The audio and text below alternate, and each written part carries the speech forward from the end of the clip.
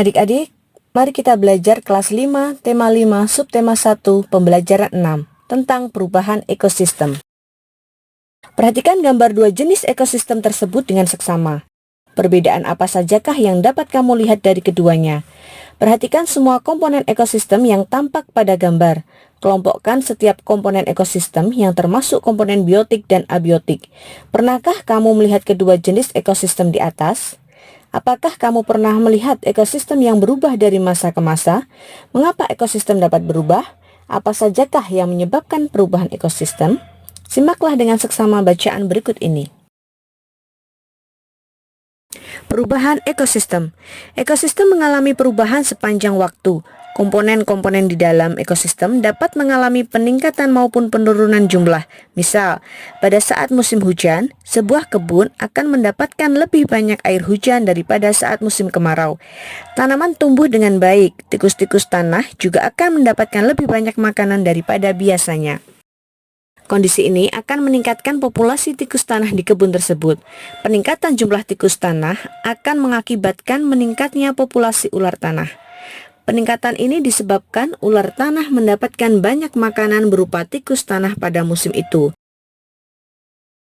Pada musim kemarau, air hujan yang turun di kebun tersebut tentu berkurang. Tanaman tumbuh lebih lambat, makanan yang dihasilkannya juga lebih sedikit. Keadaan ini akan mengakibatkan menurunnya populasi tikus tanah yang memakan tanaman di kebun tersebut. Akibatnya, populasi ular tanah pun akan berkurang karena berkurangnya sumber makanan pada musim itu. Ekosistem mengalami perubahan baik secara alami maupun karena kegiatan manusia. Perubahan musim seperti dijelaskan di atas merupakan salah satu contoh perubahan alami. Selain musim, hal yang termasuk faktor perubahan alami adalah bencana alam berupa gunung meletus, gempa, tanah longsor, kebakaran hutan, tsunami, angin ribut, dan banjir. Manusia dapat menjadi faktor penyebab terjadinya perubahan ekosistem. Manusia melakukan berbagai kegiatan untuk memenuhi kebutuhan hidupnya. Pembukaan lahan hutan untuk dijadikan sawah dan perkebunan akan mengubah ekosistem. Kegiatan manusia yang menimbulkan pencemaran lingkungan dapat mengubah keseimbangan ekosistem. Masih banyak lagi kegiatan manusia yang dapat mengubah ekosistem. Berdasarkan bacaan di atas, perhatikanlah setiap pokok pikiran di setiap paragraf.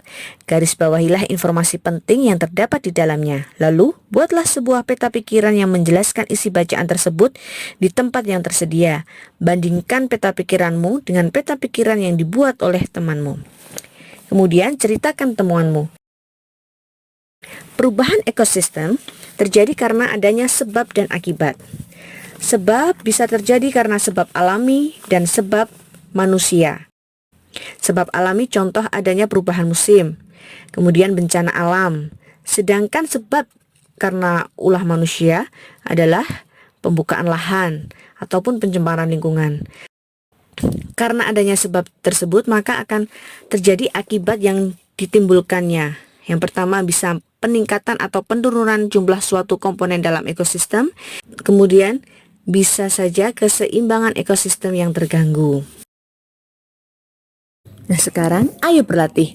Apa saja yang menyebabkan terjadinya perubahan ekosistem? Adanya faktor alam yaitu perubahan musim dan bencana alam, serta faktor manusia yaitu kegiatan industri dan pembukaan lahan yang tidak bertanggung jawab. Yang kedua, kegiatan manusia seperti apa sajakah yang dapat mempengaruhi ekosistem? Kegiatan industri yang menimbulkan polusi, pembukaan lahan yang tidak bertanggung jawab, dan melakukan perburuan liar. Yang ketiga, usaha-usaha apa sajakah yang telah dilakukan masyarakat Indonesia untuk mempertahankan NKRI? Bersikap toleransi terhadap sesama untuk menjaga persatuan dan kesatuan bangsa. Yang keempat, sebutkan paling sedikit 2 lagu nasional bertangga nada mayor dan minor. Mayor, Garuda Pancasila dan Hari Merdeka. Minor, Mengheningkan Cipta dan Tanah Airku.